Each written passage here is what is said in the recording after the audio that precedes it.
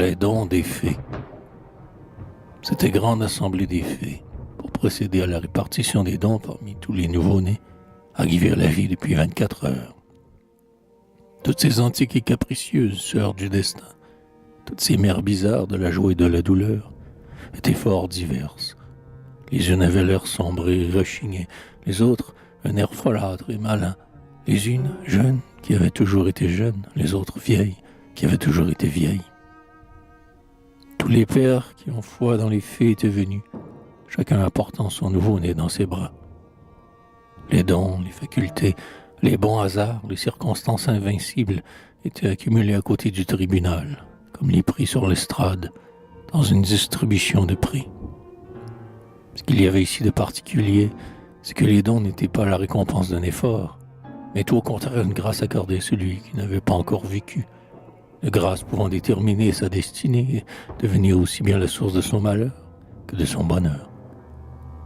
La pauvre fée était très affairée, car la foule des solliciteurs était grande, et le monde intermédiaire, placé entre l'homme et Dieu, est soumis comme nous à la terrible loi du temps et de son infinie postérité, les jours, les heures, les minutes, les secondes. En vérité, elles étaient aussi ahuries que les ministres un jour d'audience, ou des employés du monde de piété quand une fête nationale autorise les dégagements gratuits. Je crois même qu'elles regardaient de temps à autre l'aiguille de l'horloge, avec autant d'impatience que des jugements qui, siégeant depuis le matin, peuvent s'empêcher de rêver au dîner, à la famille et à leurs chères pantoufles. Si, dans la justice surnaturelle, il y a un peu de précipitation et de hasard, ne nous étonnons pas qu'il en soit de même quelquefois dans la justice humaine. Nous serions nous-mêmes, en ce cas, des juges injustes. Ainsi furent commises ce jour-là quelques bourdes qu'on pourrait considérer comme bizarres, si la prudence, plutôt que le caprice, était le caractère distinctif éternel des fées.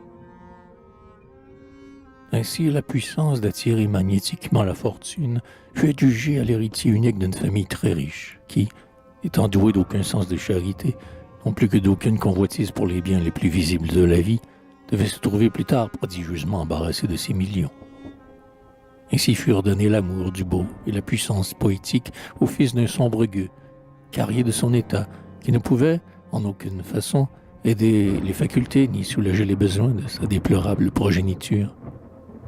J'ai oublié de vous dire que la distribution, en ces cas solennels, est sans appel, et qu'aucun don ne peut être refusé.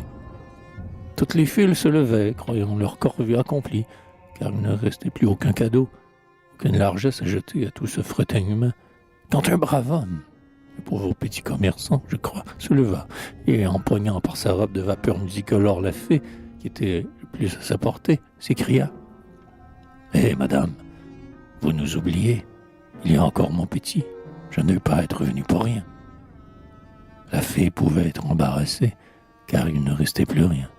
Cependant, elle se souvint à temps d'une loi bien connue, quoique rarement appliquée, dans le monde surnaturel, habité par ces déités impalpables, amies de l'homme et souvent contraintes de s'adapter à ses passions, telles que les fées, les gnomes, les salamandres, les sylphides, les sylphes, les nix, les ondins et les ondines. Je veux parler de la loi qui concède aux fées, dans un cas semblable à celui-ci, c'est-à-dire le cas d'épuisement des lots, la faculté d'en donner encore un, supplémentaire et exceptionnel, pourvu toutefois qu'elle ait l'imagination suffisante pour le créer immédiatement. Donc la bonne fée répondit, avec un aplomb digne de son rang, « Je donne à ton fils, je lui donne le don de plaire. » « Mais plaire comment? Plaire?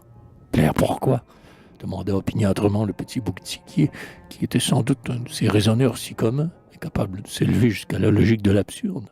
« Parce que, répliqua la fée écourissée en lui tournant le dos.